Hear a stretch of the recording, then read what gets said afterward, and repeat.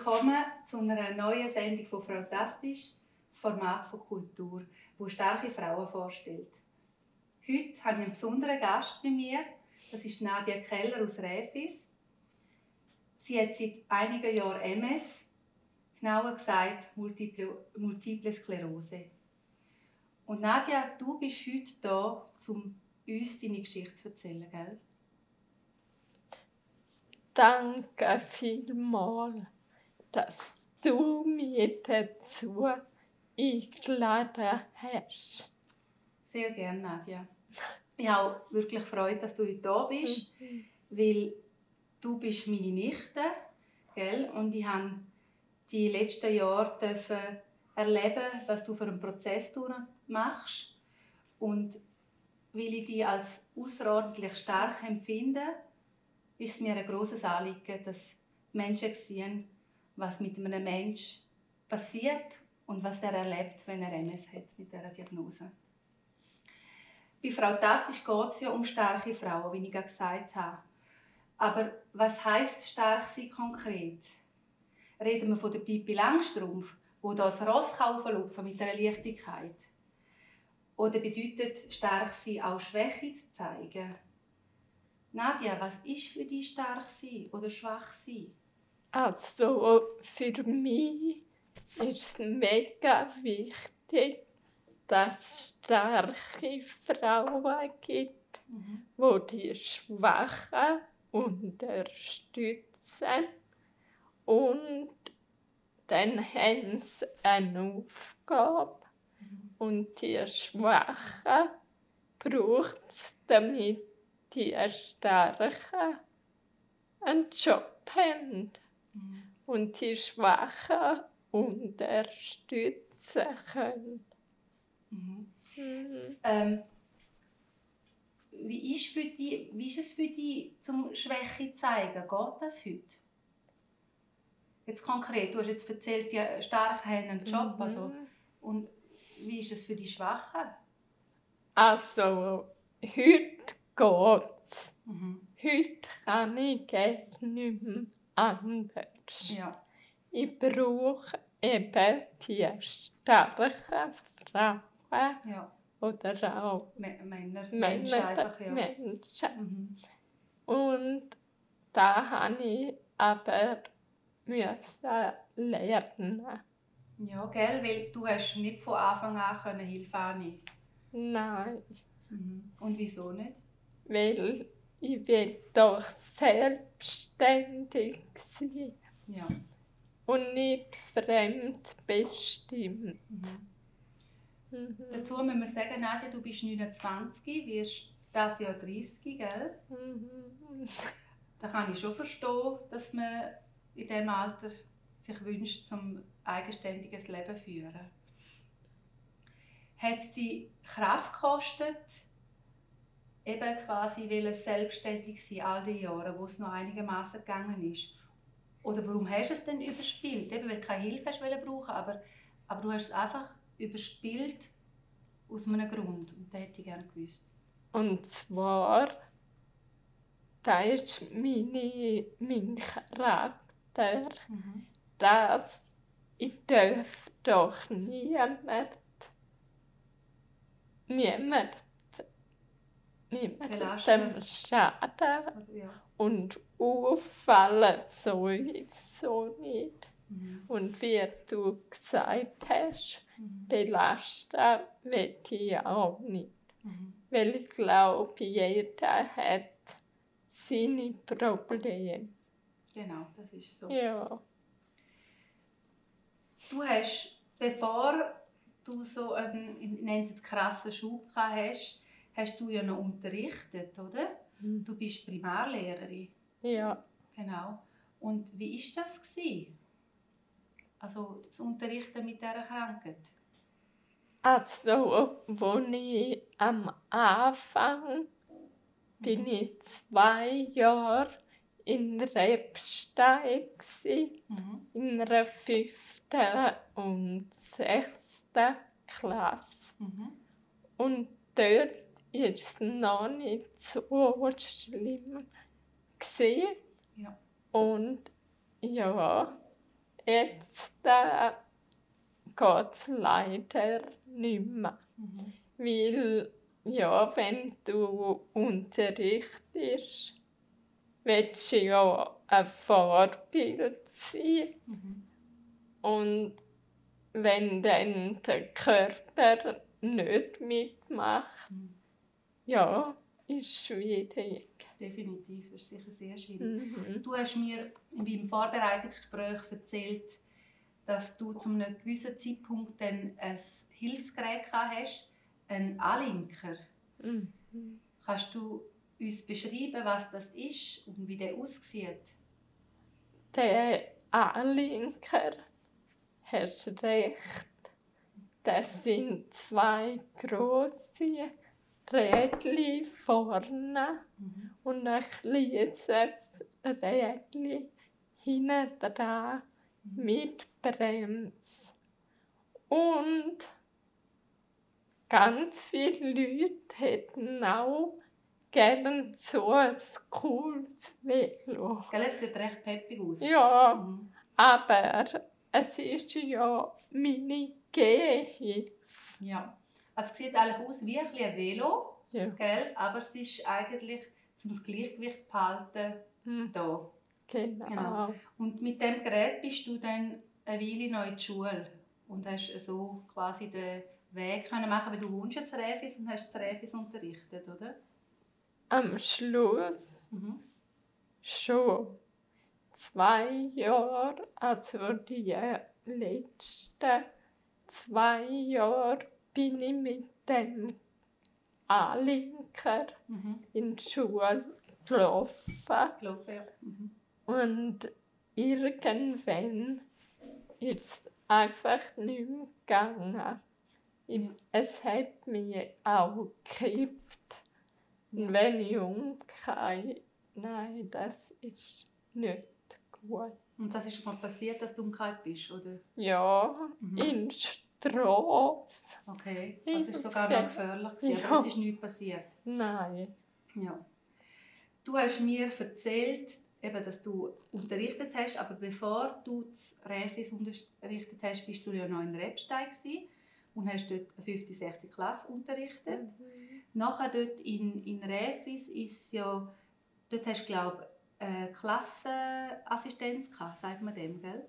Nein, Team-Teaching. Team-Teaching, genau. Genau. Und dort hast du mehrere Klassen Ja, zusammen. Also 4 Klassen. 4 Klassen unterrichtet. Habe ich gehabt. Genau. Und, aber das Rebstein da, dort hast du zuerst 100% und dann hast du gemerkt, das ist zu viel, gell? Also das ist, der Schub war eben nicht zack da gewesen. Es ist langsam gekommen und dann aber immer stärker. Ja. Verstehst du das richtig?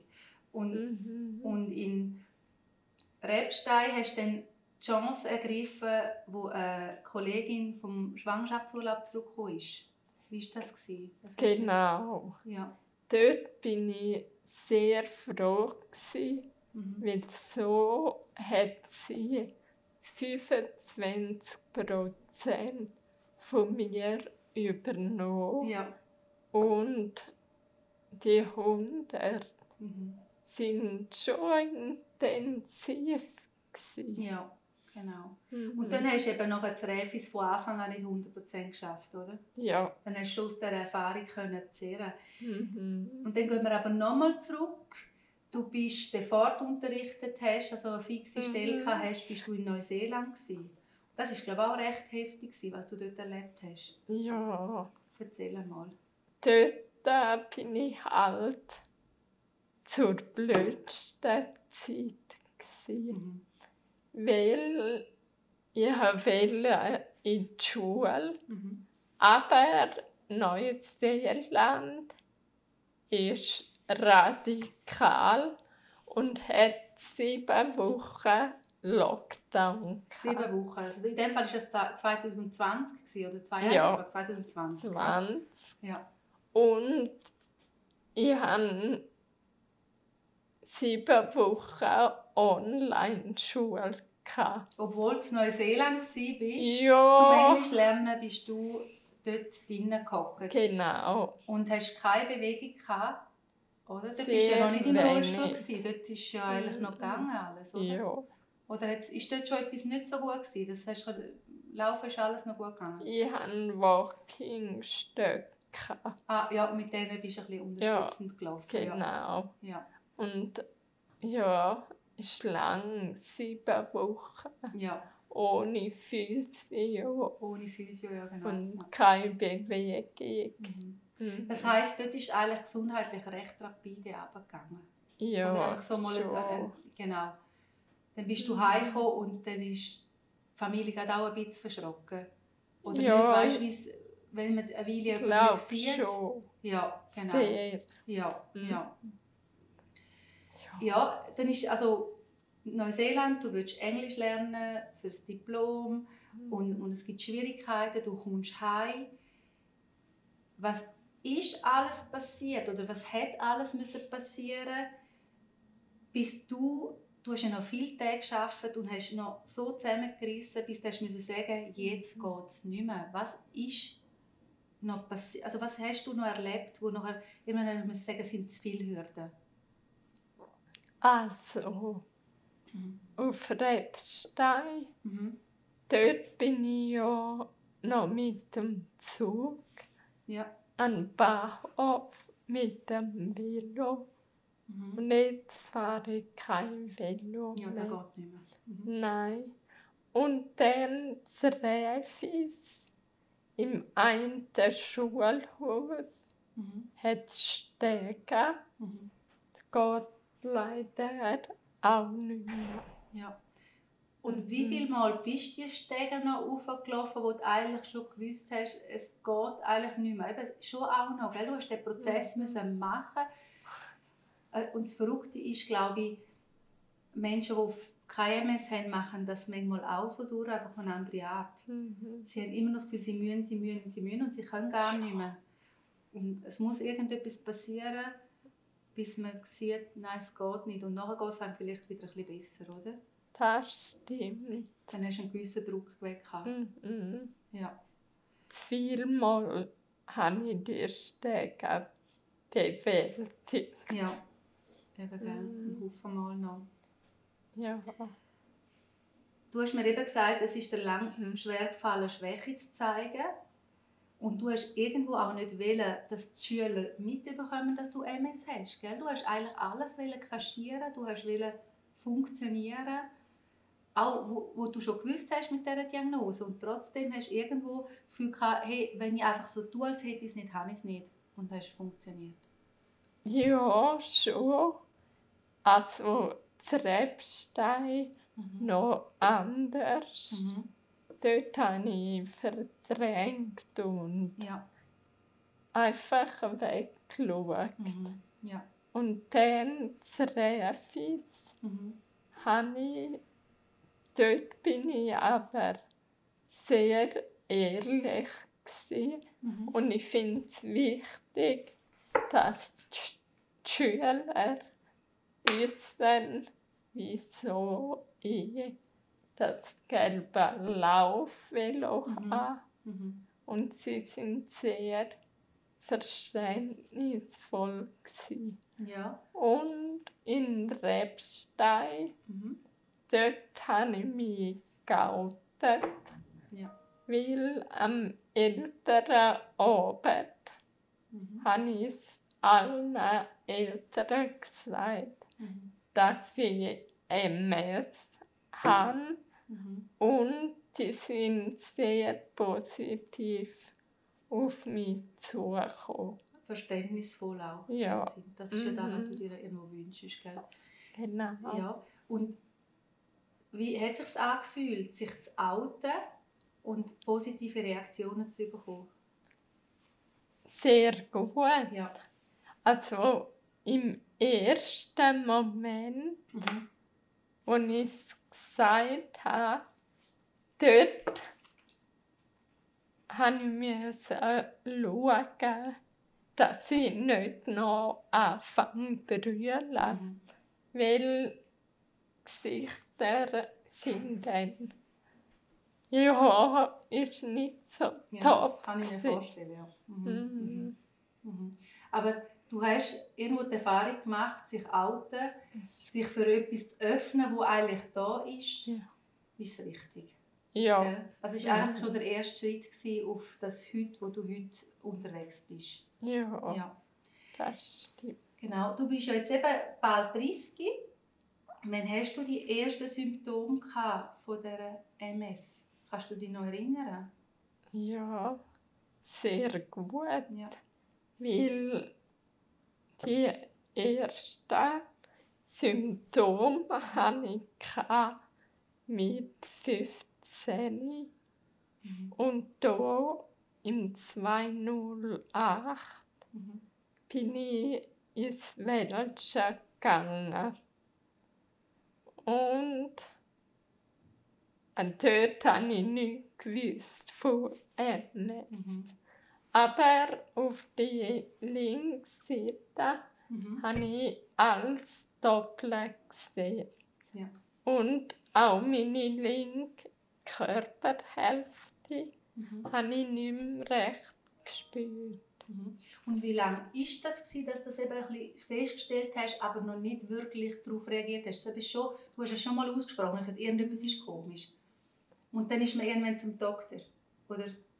Ja, also meine Gastmutter ist dort sehr geschwind gsi, Ja.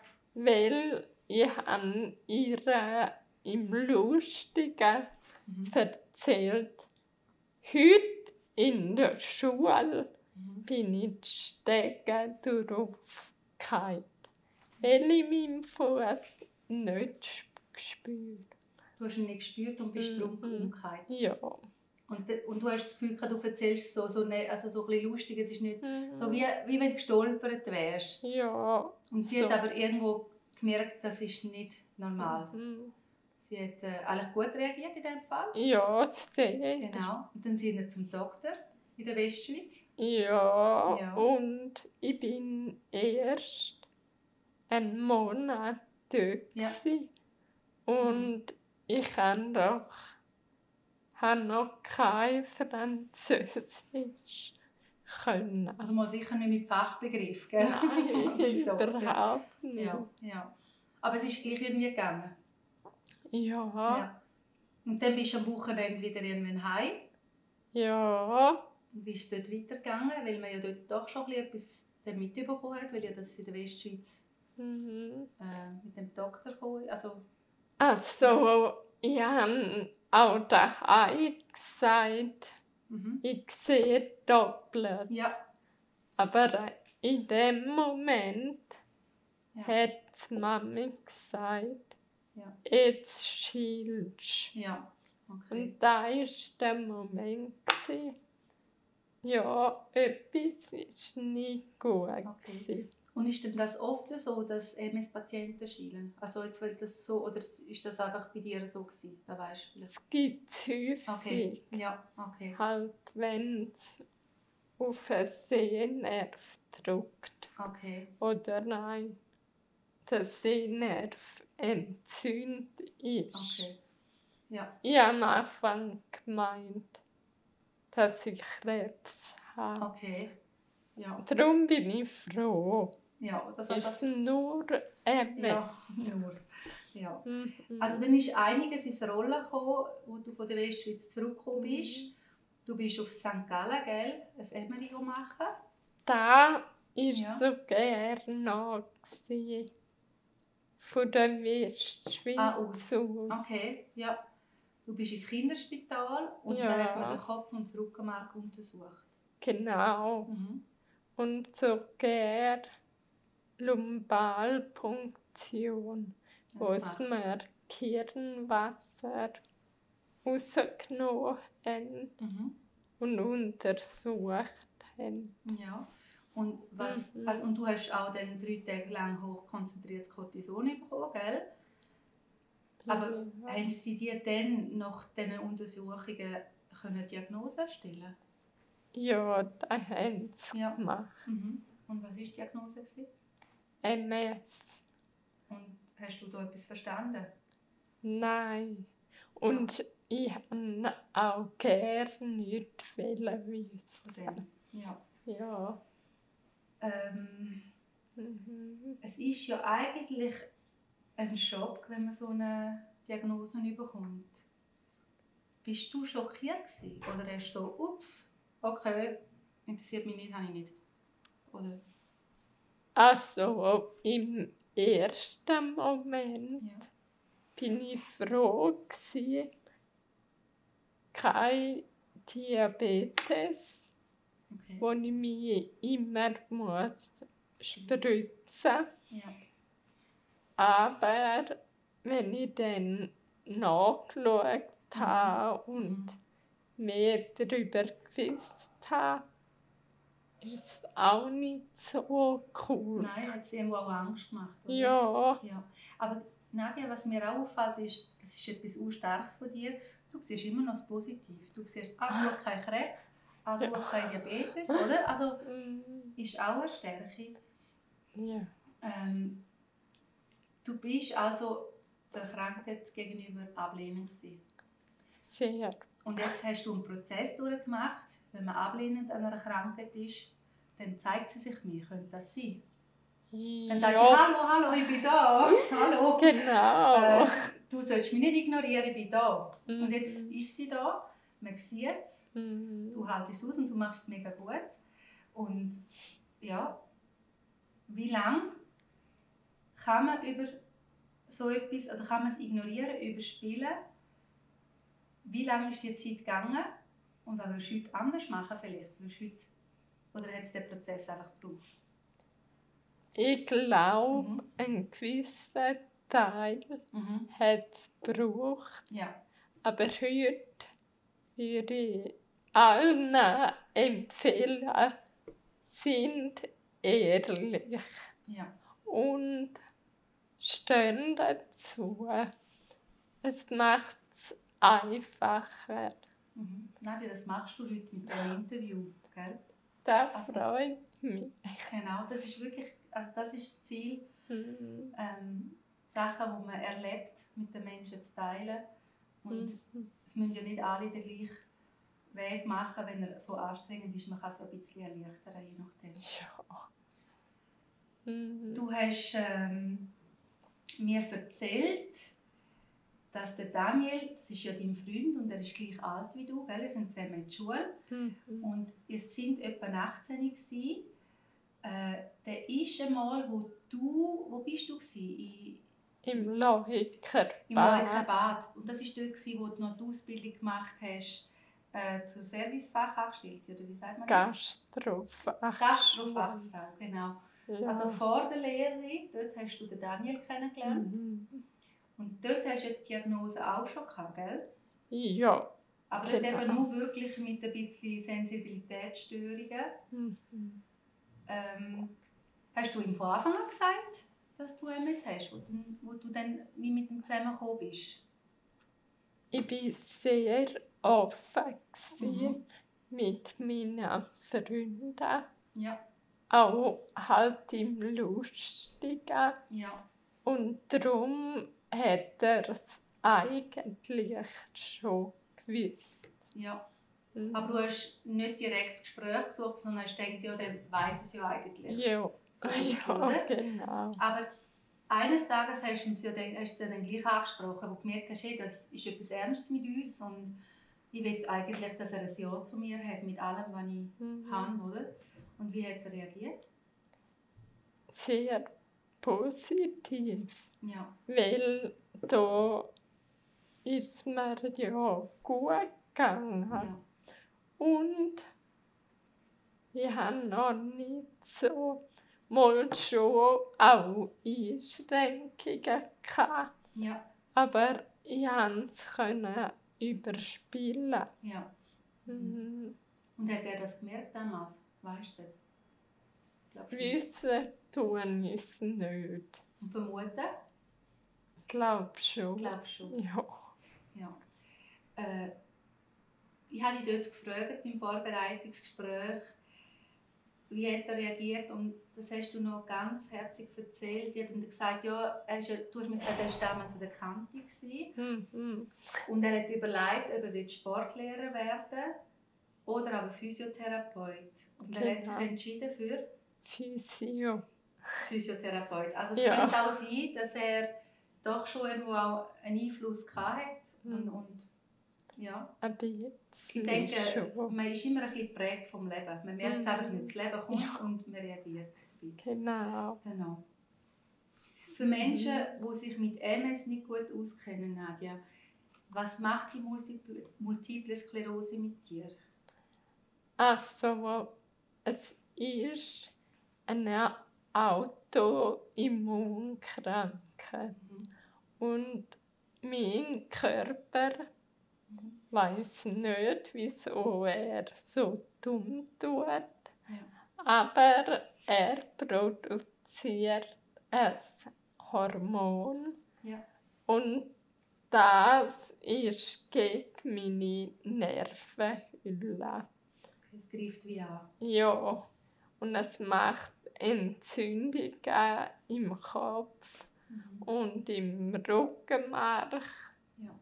Und wenn man eine Entzündung hat, dann gibt es halt auch Vernarbungen, wie wenn man umkehrt und blutet, ist es auch vom MS. Ja. Es gibt verschiedene Verläufe. Ja. Und das sind die verschiedenen Verläufe? Schubförmig und progredient. Beim Schubförmigen kommt man immer einen Schub über und es bildet sich wieder zurück. Ja. Und bei den Progredienten wird es halt nicht mehr so fest zurückgebildet. Ja. Wie ist es jetzt bei dir? Ist es Progredient oder wie nennt man den Zustand, den du jetzt hast? Jetzt ist es gerade ein bisschen blöd. Gerade aus der Bank raus? Ja. Aber es ist noch schubförmig. Es ist noch schubförmig. Aber wahrscheinlich nicht mehr primär, sondern sekundär. Okay. Ich sehe, du bist eine rechte Fachfrau geworden. Also du hast dich mit dem beschäftigen. Ein bisschen. Ja. Aber vielleicht habe ich auch ein Zeichen erzählt. Ja, glaube ich. Weiß es nicht. Ja, sie sollen dir schreiben, wenn es nicht stimmt. Ja, die, dann tut es mir leid. Oh nein, das ist festlich. Was wünschst du dir von deinen Mitmenschen? Ich wünsche mir, dass sie mich so akzeptieren, wie ich halt bin. Und ich wünsche mir kein Mitleid. Und ich verstehe es aber auch, wenn man denkt, oh mein Gott, sie ist so arm, darf man schon mit Gefühl zeigen. Aber nicht Mitleid, ja. Kein Mitleid. Nadja, du hast jetzt gerade gesagt, vorher, das muss ich schnell studieren, du hast gesagt, man soll dich so nehmen, wie du bist. Mir ist ganz wichtig, du bist eigentlich nicht das, was jetzt die Krankheit mit dir macht. Schön ist, wenn es hinter der Krankheit sehen, wer du bist. Und dich dann so nehmen, wie du jetzt durch die Krankheit bist. Oder? Das ist so ein bisschen das, was es ausmacht. Was wünschenswert ist und was echt ist. Genau. Du hast mir vor, was ist es, etwa 3 Wochen, hast du mich gefragt, wir waren an einem Anlass, ob ich dir mal ein Gedicht schreibe. Und gerade zu dem Thema, wie jetzt du das beschrieben hast, wie du dir wünschst, wie man dich sehen soll Über das möchte ich mal schreiben und das werde ich dann bei Kultur veröffentlichen. Aber zuerst kommst du es dann du. Schön. Ist das gut? Das Versprochen. freut Versprochen. Genau. mich. Und über was freust du dich besonders? Ich freue mich besonders darüber, mit Familie und Freunden einfach zum Festen. Ich schätze nämlich alle um mich herum, wenn sie kommen, gehen essen, zusammen kochen. Ich kann es zwar gerade nicht, aber ich kann Bestellung machen. Und ich kann mich noch gut erinnern, du kochst fein. Also du bist früher viel in der Küche gestanden und hast geholfen. Ja. Nadja, ich wünsche dir, dass du das eines Tages wieder kannst. Dass du wieder in der Küche kannst stehen und dass du deine Träume und Wünsche, die du hast, dass sich die erfüllen und dass die Krankheit wieder zurückgeht. Genau, stopp. Oder dann sogar einfach, dass es irgendetwas gibt, wo wirklich einen Schub in die andere Richtung gibt. Ja. Das wünsche ich dir, Nadja. Danke vielmals. Das war es von Frau Tastisch. Danke vielmals fürs Zuschauen und bis bald.